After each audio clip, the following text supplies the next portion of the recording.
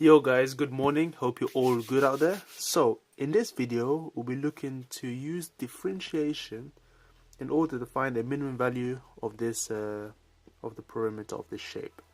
So what we have here is a sector, and by the information we know that the radius is r centimeters and the area of the sector itself is 50 centimeters squared. Now the question is, how do we construct the perimeter formula out of this? Well, firstly, we should use the fact that we have knowledge about the area, and we can use all relevant equations to find the necessary values.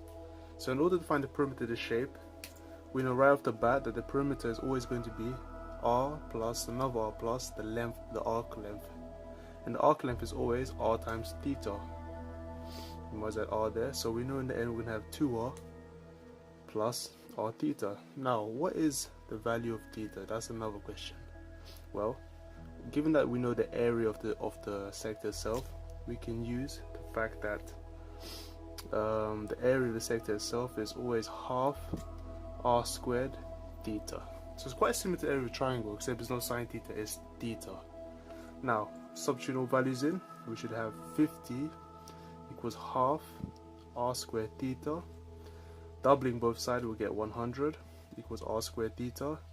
And therefore, dividing by r squared theta, dividing by r squared, we should get theta equals 100 over r squared. That's it. So, using this, we can now substitute this value into here. So let me just rub this out. So therefore, we should have P equals 2r plus r times 100 over r squared. Alright, not bad. Now, let's try and simplify this one. So at this stage we're gonna have 2r plus, and then, because we have 1 r up and at least 1 r down, we can cancel at least a single r. We should be left with 100 over r. Alright, so now we have this part, we have a main equation. Now what is the next step? Well, the next step is to now use differentiation and to find a minimum value of this sector, or the minimum value of the perimeter of this sector. So if you recall, when we differentiate, we always use the second derivative in order to determine if it's a maximum or minimum. If the second derivative, so the second derivative of p with respect to r is greater than 0, then we classify this as a minimum. If it was the other way around, if the second derivative of p was less than 0, then of course this will provide us with the maximum perimeter. Well, so without further ado, let's start differentiating. Okay, so in order to do this easily, it's best we rewrite this in a sensible format to differentiate. So keep everything in standard form. So we're going to have p equals 2r plus 100, and then put r to the baseline, so it'll be r to the power minus 1. Now taking the first derivative of p with respect to r, what do we get?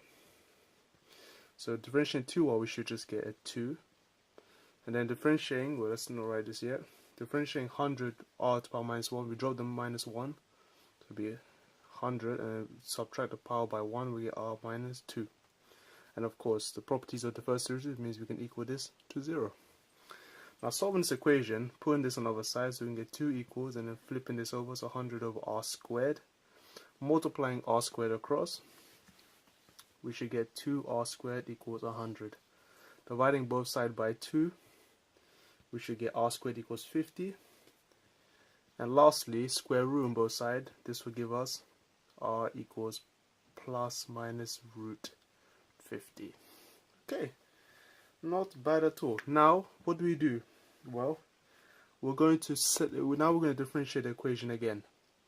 So differentiating this equation again, we're going to choose a value for r, which will ensure that we get a minimum, ensure that we get a second derivative which is greater than 0.